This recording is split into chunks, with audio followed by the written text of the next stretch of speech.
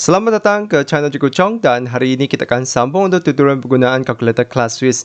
Jadi topik yang akan dibincangkan dalam video ini adalah matrix. Jadi untuk makluman semua, matrix adalah bab 2 tingkatan 5. Jadi mari kita lihat jenis soalan yang akan dibincangkan. Jadi dalam video ini kita akan bincangkan macam mana kita gunakan kalkulator untuk soalan yang melibatkan operasi asas melibatkan matrix iaitu seperti tambah, tolak dan darab. Dan yang kedua pula kita akan juga belajar macam mana kita gunakan kalkulator untuk mencari matrix songsang. Jadi tanpa melengah masa, mari kita lihat contoh yang pertama. Jadi contoh 7 ini saya dapatkan daripada buku teks matematik tingkatan 5 ini. Contoh 7, diberi matrix C, matrix D, matrix P dan matrix Q. Hitung C tambah D dan kedua pula adalah P tolak Q. Jadi macam mana kita gunakan kalkulator kelas Swiss ni untuk menyemak jawapan adalah kita akan masukkan dahulu nilai-nilai untuk matrix kita. Jadi macam mana kita gunakannya adalah kita pergi ke bahagian menu, lepas tu kita cari fungsi matrix. Jadi kita boleh pergi gunakan anak panah ke kanan ni, lepas tu lihat nombor 4 tu dia akan keluar matrix. Jadi anda boleh gunakan anak panah ke kanan tu atau anda boleh tekan 4 terus untuk masuk ke sini. Jadi pertama sekali kita kena masukkan nilai untuk kita main matrix dan kita kena masukkan satu persatu. Dan perhatikan di sini kita hanya ada matrix A, B, C, D. Jadi kita pertama sekali itu kita kena label dahulu kita punya soalan tu menggunakan matrix A, B, C, D. Jadi yang pertama tu biasanya saya gunakan urutan lah, iaitu ni akan gunakan A, ini B, ini C, ini D. Lepas tu soalan pula kita lihat yang C tambah D itu adalah A tambah B. Manakala P tolak Q itu adalah C tolak dengan D. Jadi ini adalah memudahkan kita tekan kalkulator nanti. Jadi kita tekan nombor 1 dahulu untuk masukkan matrix yang pertama. Jadi matrix A dalam kalkulator kita adalah merujuk kepada matrix C dalam kita punya soalan. Jadi pertama sekali kita masukkan dia punya peringkat. Jadi number of row ini adalah bilangan baris. Jadi di sini berapa baris? 1, 2. Ada 2 baris, tekan 2. Lepas tu number of column adalah bilangan lajur. Jadi di sini berapa lajur? 1, 2, 3. Jadi masukkan 3. Lepas tu anda akan nampak ada peringkat matrix sama seperti kita punya matrix C. Jadi kita hanya masukkan setiap nilainya. Jadi di sini letakkan 10. Lepas tu tekan sama dengan untuk masuk ke dalam. Lepas tu negatif 8. Jadi kita hanya masukkan nilai seperti matrix kita. Jadi masukkan 4, 6. Ingat setiap kali kita tekan nombor tu, kita tekan sama dengan. Lepas tu akhir sekali adalah 7. Jadi kita perlu kembali kepada tadi untuk masukkan matrix kedua. Jadi kita tekan option. Lepas tu kita tekan nombor 1 untuk masukkan matrix kedua. Jadi kita masukkan 2. Jadi kita akan nampak ada matrix B ini sebenarnya adalah merujuk kepada matrix D dalam soalan. Jadi sama juga dia kena masukkan dia punya peringkat dahulu iaitu bilangan barisnya 2. Lepas tu bilangan lajurnya adalah 3. Lepas tu kita masukkan nilainya sama seperti tadi. Jadi kita masukkan. Jadi bahagian ni yang akan mengambil lebih banyak masa untuk kita masukkan nilainya. Jadi anda perlu banyak berlatih lah. Semakin banyak berlatih akan semakin cepat. Jadi anda masukkan semua tu.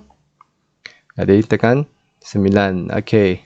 Jadi kita sudah ada 2 matrix yang sudah dimasukkan. Kalau anda nak selesaikan dahulu A, anda boleh selesaikan A dahulu. Jadi kalau kita nak selesaikan A, kita tekan option.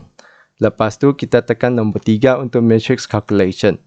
Jadi disebabkan matrix calculation tu, anda akan nampak matrix di sini. Anda akan tekan lagi option supaya anda masukkan kita punya matrix di sini.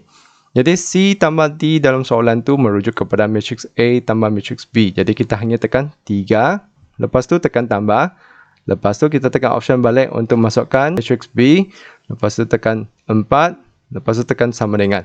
Jadi anda akan dapat jawapan untuk soalan A itu di mana anda akan dapat 24, negatif 10, 5, 3, negatif 6, 16. Jadi kalau anda tak nampak tu saya buka yang ni. Jadi jawapannya adalah sama seperti contoh kita. Jadi kita teruskan kepada soalan B. Jadi untuk kembali ke soalan B itu kita mesti tekan option. Lepas tu kita tekan 1 untuk masukkan matriks yang ketiga tu. Jadi di sini kita masukkan 3. Jadi sekali lagi kita perlu masukkan peringkatnya. Bilangan baris tu 3. Bilangan lajurnya juga 3. Lepas tu kita kena masukkan nilai. Jadi bahagian ni yang akan mengambil lebih banyak masa lah. Jadi di sini 5/6 sama dengan, lepas tu 6, 7.4, negatif 13. Jadi pastikan anda masukkan nilai dengan betul. Jadi bahagian ni akan mengambil lebih banyak masa lah. Jadi kita masukkan 9, lepas tu 1/4. Jadi matriks ketiga sudah masuk. Jadi kita kembali kepada option tadi, masuk matriks keempat. Jadi kita tekan 4. Jadi sekali lagi masukkan peringkatnya, iaitu 3 baris 3 lajur. Lepas tu 18. Lepas tu 1/3, negatif 7, 2.5, negatif 8, 3, 12. Kalau sifar pun kita kena masuk sifar juga. Tekan sama dengan, dan sifar puluhan 4. Masuk sama dengan. Jadi kita sudah ada matriks yang keempat. Kita tekan kembali option. Dan apabila kita nak kirakan, kita mesti tekan 3 untuk matrix calculation. Jadi di sini kita tekan option balik untuk masukkan kita punya matrix. Untuk matrix P itu adalah C. Jadi C tolak D. Jadi kita tekan nombor 5 untuk matrix C. Lepas tu tolak dengan matrix D. Jadi tekan option, masukkan 6 untuk matrix D. Tekan sama dengan. Dan anda akan dapat jawapan sama seperti contoh kita. Jadi saya buka untuk kita lihat lebih besar. Negatif 20. Di sini dia gunakan perpuluhan. Jadi sifar puluhan 5 itu sebenarnya adalah sama dengan 1/2. Dan juga di sini kita nampak yang selebihnya semuanya jawapannya sama. Jadi kita boleh gunakan calculator ClassWiz ni untuk membantu kita menyemak jawapan. Jadi mari kita teruskan kepada contoh seterusnya. Jadi contoh 17 ni kita nampak ni adalah untuk darab. Jadi sama seperti tadi, kita mesti kena masukkan kita punya matrix dahulu. Dan disebabkan kita punya matrix dalam calculator tu hanya ada matrix A, B, C, D, maka kita perlu labelkan dahulu kita punya soalan tu dengan gunakan A, B, C, D. Jadi yang pertama tu saya gunakan A, kedua tu B, ketiga tu C. Lepas anda juga perlu tukar labeling tu dalam soalan kita supaya anda tidak keliru. Jadi untuk GE itu sebenarnya dia merujuk kepada CA. Untuk FG itu dia merujuk kepada BC. Manakala untuk GF itu dia merujuk kepada CB. Pertama sekali kita perlu masukkan nilai itu. Jadi kita perlu tekan option. Lepas tu tekan 1.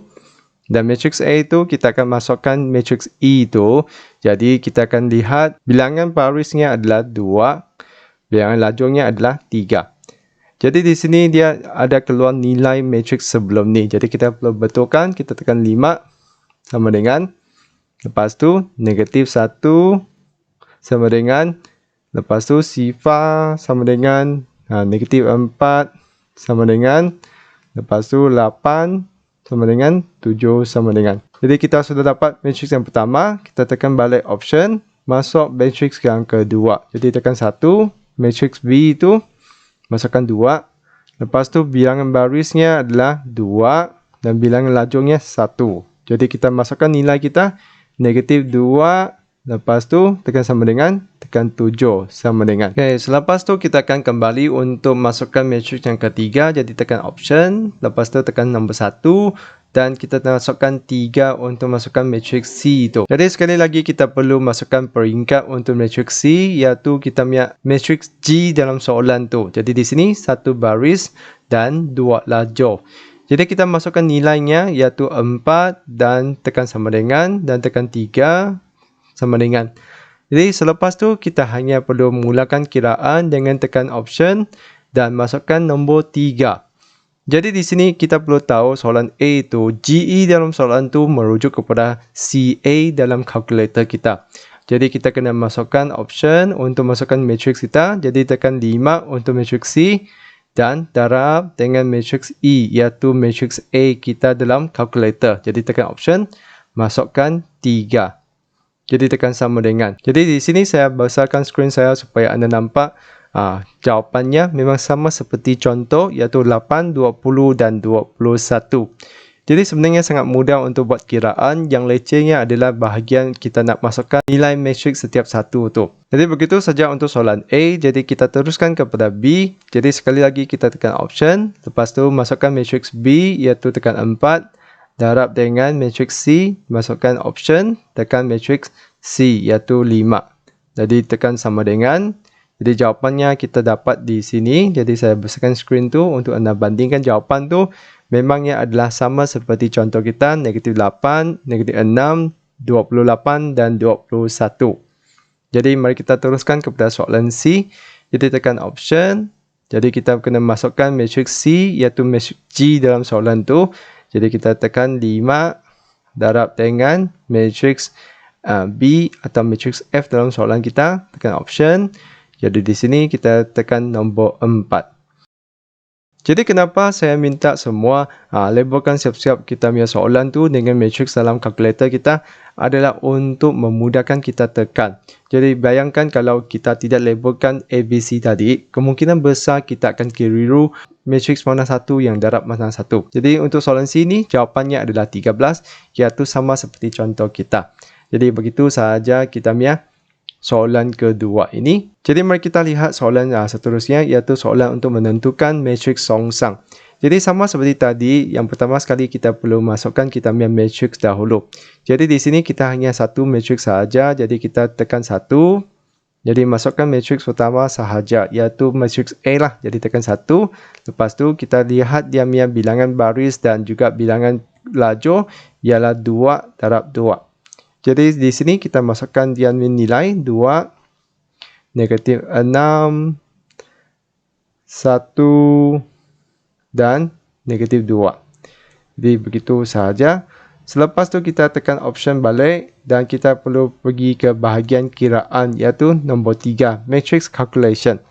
Jadi kita masukkan kita punya matrix tu, iaitu option. Lepas tu kita tekan nombor 3. Jadi untuk matriks songsang tu sebenarnya adalah kuasa negatif 1, iaitu kita hanya masukkan negatif 1 di sini dan tekan sama dengan. Jadi kita dapat jawapannya iaitu sama seperti contoh kita, dapatnya seperti ini. Dan di sini dia gunakan perpuluhan. Jadi anda akan nampak negatif 0.5. Sebenarnya dia adalah sama nilai dengan 1/2 lah. Jadi begitu sahaja perkongsian kali ini, iaitu macam mana kita gunakan kalkulator ni untuk menyelesaikan soalan yang melibatkan operasi asas untuk matriks dan juga mencari matriks songsang.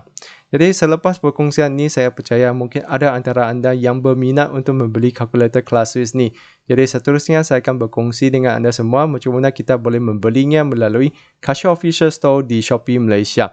Jadi tanpa melengah masa, mari kita saksikan. Jadi Cikgu Chong sekarang akan demo kepada anda macam mana nak membelinya. Jadi Cikgu Chong sudah letakkan link dalam setiap video tutorial mengenai kalkulator ClassWiz ni. Jadi anda tekan mana-mana satu saja. Selepas tu anda tekan bahagian penerangannya dan anda akan nampak terdapat link item kalkulator Casio ClassWiz ni. Jadi anda boleh tekan link tersebut dan pastikan telefon anda sudah memasang aplikasi Shopee Malaysia. Dan di sini anda boleh tekan add to cart dan dia akan link anda ke aplikasi Shopee Malaysia. Jadi kita akan pergi ke laman yang menunjukkan Casio Scientific Calculator FX570EX dan harga originalnya adalah 79 dan ini sellernya adalah Casio Official Store iaitu casio.os. Dan di sini kalau anda perhatikan terdapat satu tawaran iaitu free L-shape folder. Jadi ini adalah satu tawaran khas yang ditawarkan oleh Casio Official Store. Selepas tu anda tekan add to cart. Dan di sini saya nak kongsi dengan semua macam mana kita nak masukkan satu kod diskaun khas daripada channel Cikgu Chong. Tu tekan tick dulu. Lepas tu anda masukkan di sini, tekan enter shop voucher code. Tekan show huruf kecil CCW iaitu singkatan nama saya lah. Lepas tu tekan apply dan anda akan dapat jimat lagi RM5. Jadi di sini anda punya harga tu menjadi 74 sahaja. Selepas anda masukkan semua kod tu, anda boleh buat pembelian lah. Jadi ini adalah satu cara yang saya rasa sangat berbaloi lah kalau kita nak membeli kalkulator ClassWiz ni. Jadi saya harap video ni dapat membantu semua kalau ada yang berminat nak membeli kalkulator ni. Jadi itu saja untuk video kali ini. Sekian, terima kasih. Kita jumpa lagi.